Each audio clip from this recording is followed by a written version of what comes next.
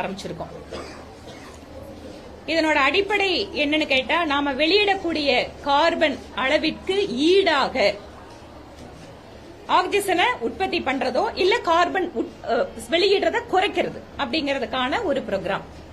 அதை இன்று அவினாசிலிங்கம் யூனிவர்சிட்டியில் 2500 மாணவிகள் மற்றும் இங்க இருக்கக்கூடிய ஆசிரியர் பெருமக்களோடு இணைந்து கார்பன் கிரெடிட் ப்ரோக்ராம் அப்படிங்கறத தொடங்கி இருக்கோம். கார்பன் எப்படி நாம வெளியிடுவதை எந்தெந்த விதங்களில் எல்லாம் குறைக்க முடியும் அப்படிங்கிற ஒரு விழிப்புணர்வு நிகழ்ச்சியாகவும், வெர்ச்சுவல் ட்ரீ நம்ம ஒரு மரக்கண்ணை வாங்கி நட்டு வச்சு தண்ணி ஊத்தி அது வளர்ந்து எத்தனை ஆக்சிஜன் வெளியிடுகிறதோ அப்படிங்கறத கணக்கு போட்டு நம்ம மரம் நடலனா கூட நாம அன்றாடம் செய்யக்கூடிய செயல்கள், பயன்படுத்துகின்ற பொருட்கள் வாயிலாக ஒரு மரம் நடுவதற்கு சமமாக கார்பன் வெளியீட்டை குறைப்பதற்கான ஒரு முயற்சியை இன்று துவங்கியிருக்கும். இன்னைக்கு 2500 ஸ்டூடெண்ட்ஸ் 5 நிமிஷம் அவங்களோட செல்போனை ஆஃப் பண்ணி வச்சு இதை தொடங்கியிருக்காங்க. 5 நிமிஷம் செல்போனை ஆஃப் பண்ணோம் அப்படின்னு சொன்னா 5 கிராம் கார்பனோட நாம நியூட்ரல் பண்றோம் அந்த வெளியிடுறத. இந்த மாதிரி இன்னைக்கு 2500 பேர் இதை தொடங்குறது மூலமா ஒவ்வொரு நாளும் அவங்க 5 கிராம் கார்பனை குறைக்க ஆரம்பிச்சோம் அப்படின்னு சொன்னா ஒரு வருட காலத்தில் 182 மரங்களை நட்டு வளர்ப்பதற்கு சமமாக இருக்கும். இந்த மாதிரி நிறைய விஷயங்கள்ல கணக்கு போட்டு பல்வேறு விதமான முயற்சிகள். இன்னைக்கு வெர்ச்சுவல் ட்ரீ ப்ரோக்ராம் ஆரம்பிச்சிருக்கோம். இன்னும் ஒரு சில ஸ்கூல்ஸ்ல இடம் இருக்கிற இடத்துல நாங்க மரக்கன்றுகளை வைத்து பராமரிக்கிறோம். இந்த மாதிரி பல்வேறு முயற்சிகள் எடுத்துட்டு இருக்கோம். இன்று இந்த carbon credit program, virtual tree program அப்படிங்கறத இந்த யூனிவர்சிட்டியில இத்தனை ஆயிரம் மாணவிகளோடு சேர்ந்து துவக்கி வைப்பதில் சந்தோஷப்படுறோம். இந்த மாதிரி ஒவ்வொரு பகுதியிலுமே எடுக்கின்ற முயற்சிகள் வாயிலாக உலகத்தினுடைய புவி வெப்பமயமாதல் பிரச்சனைக்கு, அந்த சர்வதேச பிரச்சனைக்கான எளிய தீர்வுகளை நோக்கி நாம் நடைபோடுகிறோம். இந்தியா 2070 கார்பன் நியூட்ரல் அடையணும் அப்படிங்கிற மிகப்பெரிய லட்சியத்தை பிரதமர் மோடி வச்சிருக்காரு நம்மளுக்காக. 2030க்குள்ள நாம பயன்படுத்தக்கூடிய எரிபொருள் பாதி நான் கன்வென்ஷனல் எனர்ஜி சோர்ஸ்ல இருந்து கொடுக்கணும், எடுத்துட்டு வரணும்னு சொல்லி இன்னைக்கு 1 கோடி வீடுகளுக்கு சூரிய ஒளி மின் திட்டம், அதே மாதிரி விவசாய பம்ப் செட்டுகளுக்கு குசும் அப்படிங்கிற ஒரு திட்டம், சூரிய ஒளி வாயிலாக தண்ணி எடுக்கிறதுக்கான திட்டம், பல்வேறு முயற்சிகளை மத்திய அரசு எடுத்துட்டு இருக்கு. இங்க கூட தமிழ்நாடு கவர்மெண்ட் மீண்டும் மஞ்சப்பை திட்டத்தை கொண்டு வந்திருக்காங்க. இதெல்லாம் எல்லாரும் சேர்ந்து எடுக்க வேண்டிய முயற்சிகள். அந்த வகையில் எங்களுடைய கார்பன் சமநிலைக்காக இன்று வெர்ச்சுவல் ட்ரீ ப்ரோக்ராம இந்த தொகுதியில எங்களுடைய முயற்சியில் கோவை மக்கள் சேவை மையம் மற்றும் யூனிவர்சிட்டி இணைந்து இதை இன்னைக்கு தொடங்கி இருப்பது எங்களுக்கு மிகுந்த மனநிறைவை கொடுக்கிறது. ரொம்ப பாசிட்டிவான ஒரு சேஞ்சுக்கான ஒரு தொடக்கமா நாங்க பாக்குறோம்.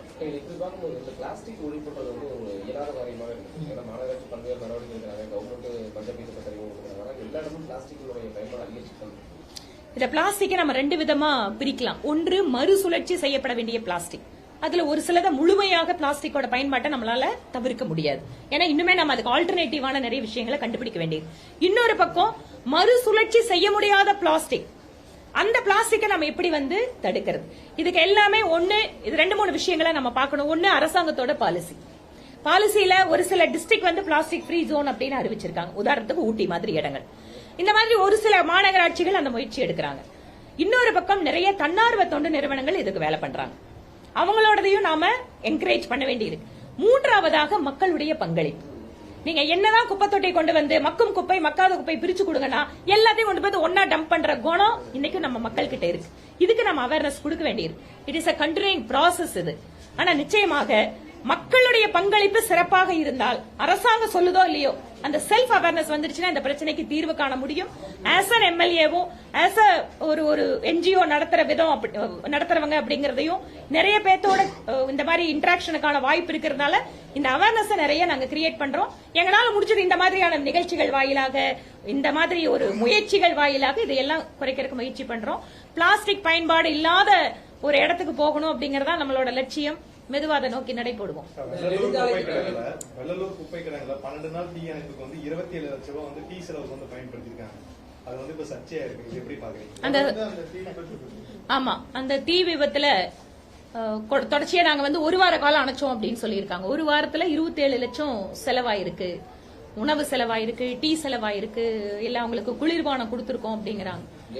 இது உயர்தர குளிர்பானங்கள் அது எத்தனை பேரு, எத்தனை ஷிப்ட், எத்தனை மணி நேரம், இல்ல அப்படி ரொம்ப ஹை குவாலிட்டியா அந்த டீக்கு கணக்கு போட்டா அந்த டீயை எந்த ஹோட்டல்ல இருந்து வாங்கினாங்க, இதெல்லாம் கொஞ்சம் இன்னும் தெளிவா சொன்னா நல்லா இருக்கும். மாநகராட்சி அவசர அவசரமா ஒரு விளக்கத்தை கொடுத்திருக்காங்க, நாங்க இதை பண்ணோம் அதை பண்ணோம் அப்படின்னு சொல்லி நீங்களும் மீடியாவில எல்லாம் எடுத்து போட்டிருக்கீங்க அதற்கு பதில் அப்படின்னு. ஆனா என்ன அந்த பதில்லன்னா, அப்படி அந்த காஸ்ட்லியான டீயும் சாப்பாடும் இப்படி எல்லாம் கொடுக்கற அளவுக்கு மாநகராட்சிக்கு பெரிய மனசு இருக்கா அப்படிங்கறது ஒண்ணு. ரெண்டாவது, உண்மையாகவே அதனோட ரேட் என்ன, அது இன்னும் டீடைலா எடுத்து கொடுக்கணும். பொதுவா நாங்க இவ்வளவு தூரம் அப்படின்னா எத்தனை மேன் பவர், எத்தனை வேளை உணவு, எந்த டீ, அதுக்கான காஸ்ட் என்ன அப்படிங்கிற பிரேக்கப் இல்ல. அந்த பதில் அப்படிங்கறது பொதுவான பதிலா இருக்கு. அது திருப்தி இல்ல, மக்களுக்கு ஒரு சந்தேகம் அப்படின்னு வந்திருக்கு. 27 லட்சம் ரூபாய்க்கு டீ குடிச்சாங்க அப்படிங்கிற மாதிரி தான் இருக்கு. அதனால இன்னும் அதுல விளக்கம் வேணும் அப்படிங்கறத நாங்க எதிர்பார்க்கிறோம். காந்திபுரம் பஸ் ஸ்டாண்டில் இருக்கிற டாய்லெட் கிளீன் பண்றதுக்கு கூட 24 லட்சம் ரூபாய் செலவு. நிறைய விஷயத்த கேட்டா அதிர்ச்சியா இருக்கு. அதிர்ச்சினா உண்மையாவே அதிர்ச்சியா இருக்கு. ஏன்னா டாய்லெட் எங்கேயும் கிளீன் பண்ற மாதிரி ஒன்னும் தெரிய மாட்டேங்குது, குப்பையும் எடுக்க மாட்டேங்கிறாங்க.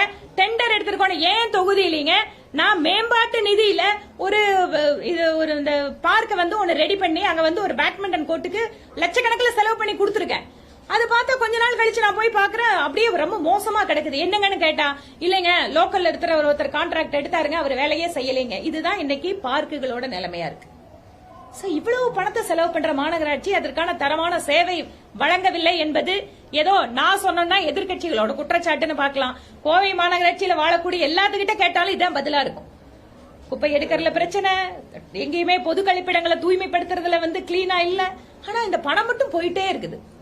அந்த பணம் எங்கெங்கெல்லாம் செல்கிறது அப்படிங்கறத அந்த திராவிட மாடல்காரங்க கரெக்டா கண்டுபிடிச்சு சொல்லணும். போன வருஷம் முழுக்க பார்த்தோம் அப்படின்னா சேர்ந்தே ஒரு 300 தீர்மானம் தான் போட்டிருந்தாங்க. ஸ்பெசிபிக்கா இந்த சர்ச்சையான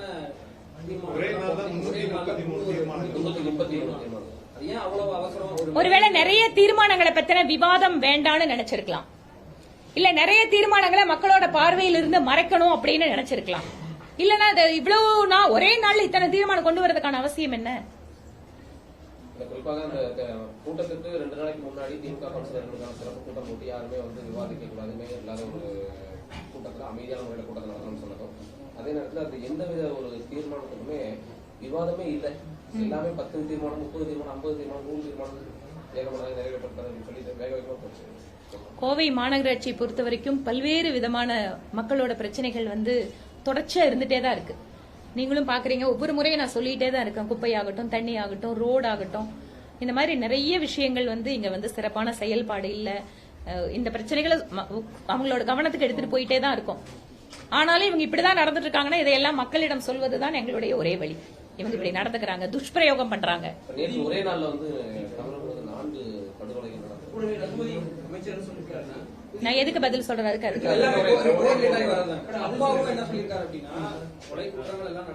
யாரு குற்றங்கள் எல்லாம் தொடர்ச்சியா நடந்துட்டு இருக்கும், என்ன நடவடிக்கை எடுக்கணுங்கிறத விஷயம்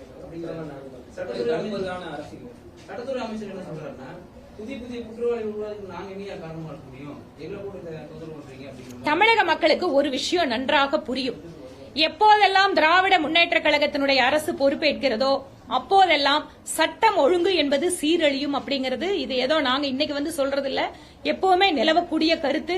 அதை எந்த விதத்திலையும் அப்போதெல்லாம் முதலமைச்சராக திரு கலைஞர் கருணாநிதி அவர்கள் இருந்தார், இப்போது முதலமைச்சர் மாறி இருக்கிறார். ஆனாலும் கூட திராவிட முன்னேற்ற கழகத்தினுடைய செயல்பாடு, அவங்களுடைய அரசின் செயல்பாடு மாறவே இல்லை என்பது இந்த சட்டம் ஒழுங்கு பிரச்சனையில தெரியுது. அரசியல் கட்சி தலைவர்கள் கொல்லப்படுகிறார்கள், பெண்களுக்கு எதிரான கொடுமைகள், பட்டியலினத்தை சார்ந்தவர்களுக்கான கொடுமைகள் அதிகமாக நடக்கின்ற மாநிலமாக தமிழகம் உருவாகிட்டு இருக்கு. பத்தாவதுக்கு குற்றவாளி, நான் ஒத்துக்கிறேன், பேரவைத் தலைவர் சட்ட அமைச்சர் சொல்ற மாதிரி புதிதான குற்றங்கள் வருது, டெக்னாலஜி வருது, குற்றவாளிகள் வராங்க, குற்ற செயல்களை முழுமையா தடுக்க முடியுமா? இல்ல. ஆனால் இந்த அரசு அதற்காக எடுத்த நடவடிக்கைகள் என்ன அப்படிங்கறதான் கேள்வி. தலைநகர்ல ஒரு மாநிலத்தோட தலைநகர் ஒரு முக்கியத்துவம் வாய்ந்த இடம், அந்த இடத்துல பட்ட பகல்ல நடக்கக்கூடிய படுகொலைகள், நீங்க சொல்ற மாதிரி ஒவ்வொரு நாளும் நடக்கின்ற குற்றச் செயல்கள், நீங்க அதிகாரிகளை மாத்தி மக்கள் முன்பாக நாங்க நடவடிக்கை எடுக்கிறோங்கிறத அதிகாரிகள் மாற்றம் அல்ல, ஆக்கப்பூர்வமான நடவடிக்கை மக்களுக்கு பிரயோஜனப்படுதான்னு பார்க்கணும். அதிகாரிகள் மாற்றத்தின் வாயிலாக கண் துடைப்பு செய்கின்ற அரசியலை இந்த மாநில அரசு செய்து கொண்டிருக்கிறது.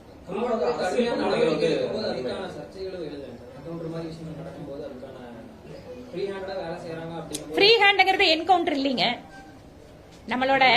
நம்மளோட சட்டத்துல ஃப்ரீ ஹேண்டுங்கிறது என்கவுண்டர் இல்ல. எவ்வளவு தூரம் நீங்க வந்து குற்றச்செயல்கள் தடுப்பு நடவடிக்கைகள் அப்படிங்கறது ஒண்ணு. குற்றச்செயல்கள் நடக்கும், ஆமா, சமுதாயத்துல குற்றச்செயல்கள் நடந்துட்டே தான் இருக்கு. ஆனா தடுப்பு நடவடிக்கைகள் ஒன்று. குற்றச்செயல்கள் நிகழாமல் இருப்பதற்கான வாய்ப்புகளை நாம எப்படி உருவாக்குறோம், குற்றம் நடந்ததற்கு பின்னால எந்த அளவுக்கு அவர்கள் மீது நடவடிக்கை எடுக்கிறோம், நீதிமன்றத்தின் வாயிலாக தீர்ப்பு வாங்குறோம், இது எந்த விதமான தாக்கத்தை சமுதாயத்தில் ஏற்படுத்துகிறது, இப்படிதான் ஒரு குற்ற செயல்களை அணுக முடியும். ஆனா நாங்க என்கவுண்டர் பண்ணி ஃப்ரீ ஹேண்ட் கொடுத்துட்டோம்னா நீங்க சர்ச்சைனா, என்கவுண்டர் பண்றது வந்து ஃப்ரீ ஹேண்ட் இல்லைங்க. பட்ஜெட்ல வந்து தமிழ்நாடோட பேர் இல்ல அப்படின்னு சொல்லிட்டு திமுக வந்து இதற்கு பல்வேறு நேரங்கள்ல எங்களோட கட்சியோட தலைவர்கள் நல்ல விளக்கமாவே பதில் சொல்லியிருக்காங்க. நானுமே அறிக்கை கொடுத்திருக்கேன். என்ன, மாநில பட்ஜெட்ல எல்லா மாவட்டத்தோட பேரும் சொல்றது இல்ல. அதே போல இதற்கு முன்பாக நடந்த பட்ஜெட்ல கூட எல்லா மாநிலத்தோட பேரையும் சொல்லல.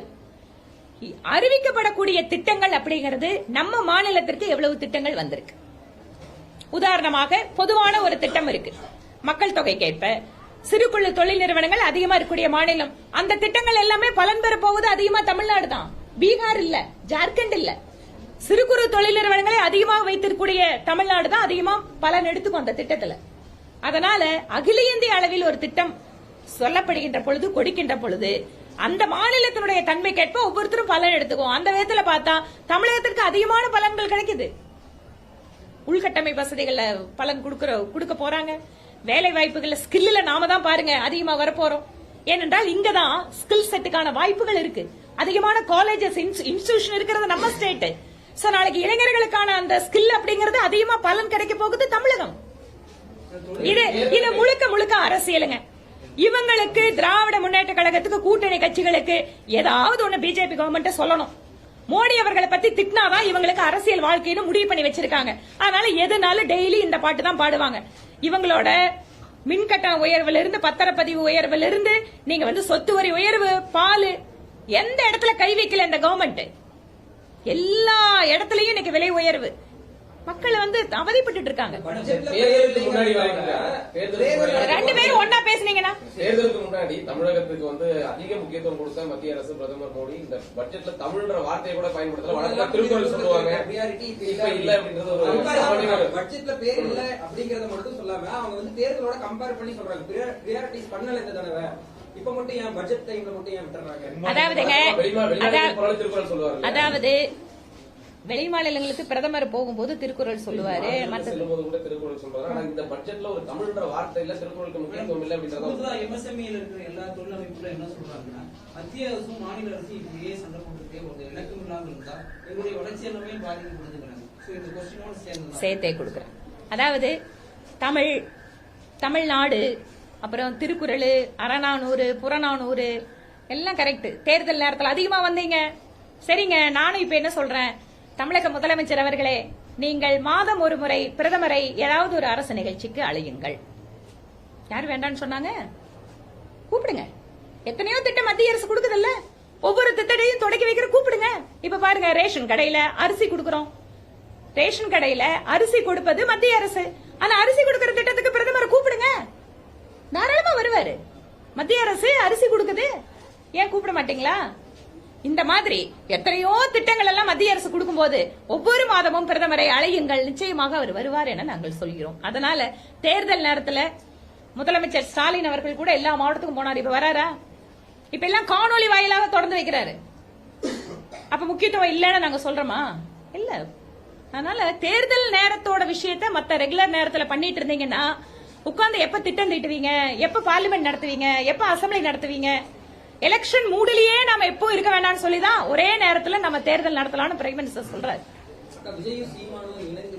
நீங்க அந்த மத்திய அரசு, மாநில அரசு சொன்னீங்க, எந்த ஒரு நிர்வாக விஷயத்திலையும் ஒருங்கிணைந்து செயல்படக்கூடிய அமைப்புகள் இருக்கும்போதுதான் அந்த வளர்ச்சி வேகமாக இருக்கும்.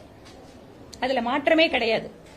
ஆனா அரசியல் எது, நிர்வாகம் எதுன்னு புரிஞ்சுக்கிற தன்மை இங்க இருக்கிற ஆட்சியாளர்களுக்கு இல்லன்னா நாங்க என்ன செய்ய முடியும்? தமிழ்நாடு வந்து புறக்கணிக்கப்படுது அப்படின்னா எல்லா மாநிலத்துக்கும் என்னென்னவெல்லாம் சட்ட திட்டங்களின்படி ஒரு வெள்ள நிவாரணமோ வறட்சி நிவாரணமோ வருமோ அந்த மாதிரிதான் தமிழ்நாட்டுக்கும் வரும். இல்ல மத்த இடத்துல நீங்க வந்து எந்த மாதிரி திட்டங்களுக்கு ஒரு மாநிலத்திற்கு என்ன என்டைட்டில்மெண்ட் இருக்கோ அதுதான் நம்மளுக்கும் வரும். அதனால இதுல அரசியல கலந்து எல்லா விஷயத்தையும் பண்ணீங்கன்னு சொன்னா நீங்க மக்கள் சொல்றது கருத்து உண்மைதான். அதனால எதுல அரசியல் இருக்கணும், எது நிர்வாக வசதி, நிர்வாகங்கிறத மத்திய அரசு ஒரு சில நேரத்துல ஃபண்ட கொடுக்கும். அந்த ஃபண்டை எடுத்துக்கொண்டு போய் மக்களுக்கு அந்த திட்டங்களா சேர்த்த வேண்டியது மாநில அரசோட பொறுப்பு. இல்ல நான் மத்திய அரசு என்ன கொடுத்தாலும் நான் எதிர்ப்பேன் அப்படின்னு சொன்னா அதுக்கப்புறம் மக்கள் கஷ்டப்பட தான் வேணும். நாம் தமிழர் சீமான் அவர்கள் கோவில் நடக்கும் நிகழ்ச்சியில கட்டி இணைத்து நலம் விசாரிச்சுட்டாங்க. இந்த நிகழ்வு எப்படி பாக்குறீங்க? சந்தோஷமா பாக்குறேன். ஏனென்றால் தமிழ்நாட்டுல எதிர்கட்சிகள் அப்படின்னாலே எதிரி கட்சிகள் மாதிரி கல்யாணம் நல்லது கெட்டது கூட போகாம இருந்த அரசியல் சூழ்நிலையில திரு சீமான் அவர்கள் திரு அண்ணாமலை பத்தி கடுமையா விமர்சனம் பண்ணியிருக்காரு. எங்களோட மாநில தலைவரும் நாம் தமிழர் கட்சி பத்தி பேசியிருக்காரு. ஆனா ரெண்டு பேரும் பார்க்கும்போது பாக்குறதுக்கு எவ்வளவு அற்புதமா இருந்தது இல்லையா? அந்த மாதிரி அரசியலை கடந்து ஒரு நாகரிகம் அப்படின்னு பார்த்தா அது நல்ல விஷயம். பாக்குறதுக்கு அற்புதமா இருக்கின்றது. அப்போ வரக்கூடிய காலங்களில் சீமான் இணைந்து பயணிப்பதற்கான ஒரு வாய்ப்பு இருக்கும். நீங்க என்ன, அதாவது நான் உங்களோட ஏங்க மகிழ்ச்சினா சந்தோஷமா இருந்த சண்டை போடுறத பார்த்தா யாருக்கா சந்தோஷம் வருமா? சண்டை போட்டா ரோட்ல சண்டை போட்டா கூட நம்மளுக்கு எத்தனை கஷ்டமா இருக்கு. அதுவே சந்தோஷமா போனா எப்படி இருக்கு? பாருங்க, அதெல்லாம் சொல்ல மாட்டேங்கிறாங்க. பிஜேபி அரசியல் நாகரிகம் தெரிந்த கட்சி, அதனால எல்லாத்தையும் நாங்க அரவணைக்கிறோம். வணக்கத்தோட முடிச்சிட்டாங்க அதிமுகவுக்கு. ஆனா நாம் தமிழருக்கு கட்டி இணைச்சிட்டாங்க. அதனாலதான் நாங்க கேட்டோம். விசாரிப்புல கொஞ்சம் பாரபட்சம் இருக்கு. சில சமயம் ஒரு சில நபர்களை பார்த்தா அவங்களோட நம்ம ஹேண்ட் ஷேக் பண்ணுவோம். டிபெண்ட்ஸ், அந்த நேரத்துல என்ன தோணுதோ அது கூட நடந்திருக்கலாம். எல்லாத்துக்கும் இப்படி பண்ணீங்கன்னா ஏன் எங்க மாநில தலைவர் இப்படி லென்ஸ் வச்சுட்டு பாப்பீங்களா?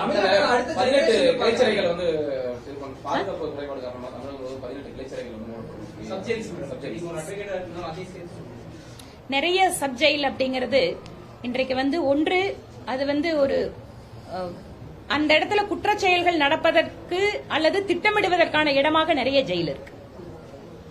சிறைக்குள்ளாக நடக்கூடிய கொடுமைகள் அப்படிங்கறது அது தனி. அதுல இருக்கக்கூடிய லஞ்சம், அங்க நடக்கக்கூடிய அத்துமீறல்கள், மனித உரிமை மீறல்கள், இதெல்லாம் நிறைய நடக்குது.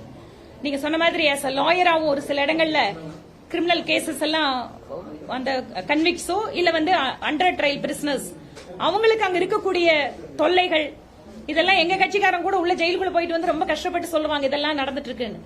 அதனால அரசாங்கம் எந்த முடிவாக இருந்தாலும் தீவிரமாக ஆராய்ந்து எடுக்க வேண்டும். முடிஞ்சதா? கிளைச்சிறைகளை மூடும் முடிவு திமுக அடிப்படை நிர்வாக அறிவை கேள்விக்குறியாக்கி இருக்குன்னு சொல்லி அதனாலதான் சொல்றேன், எதுவா இருந்தாலும் ஆராய்ந்து அந்த முடிவு எடுக்கணும் அப்படின்னு.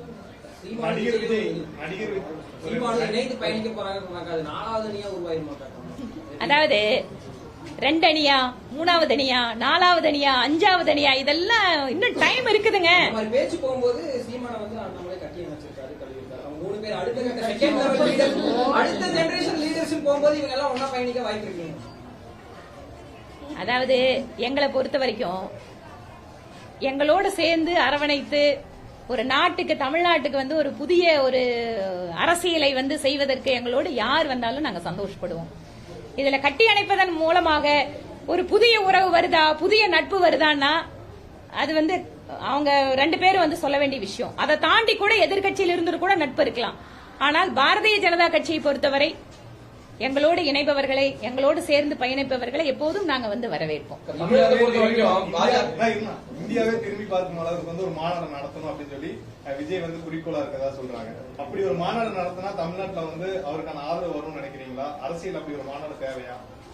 அரசியல் கட்சின்னு சொன்னா மாநாடு நடத்துறது ரொம்ப இயல்பான விஷயம் தானே. இதுல என்ன இருக்குது? அவர் கட்சி ஆரம்பிக்கிறது ஒரு மாநாடா ஆரம்பிச்சு தொடங்குறாங்க. சரி, ஆரம்பிச்சு நடத்திட்டு அப்புறம் பாப்போம்.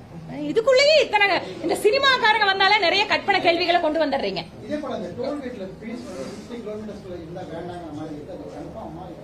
நானுமே அதனோட அபிஷியலான அந்த விஷயத்தை தெரிஞ்சுட்டு சொல்றேன். எனக்கு இன்னும் அது தெரியல. ஆமா, நானுமே அதை பார்த்தேன், மீடியா, சோசியல் மீடியால பார்த்தேன். நான் அதை வெரிஃபை பண்ணிட்டு உங்களுக்கு சொல்றேன். எனக்கு இந்த நேரத்துக்கு அது நான் இந்நேரத்துக்கு எனக்கு அது தெரியல. அதனோட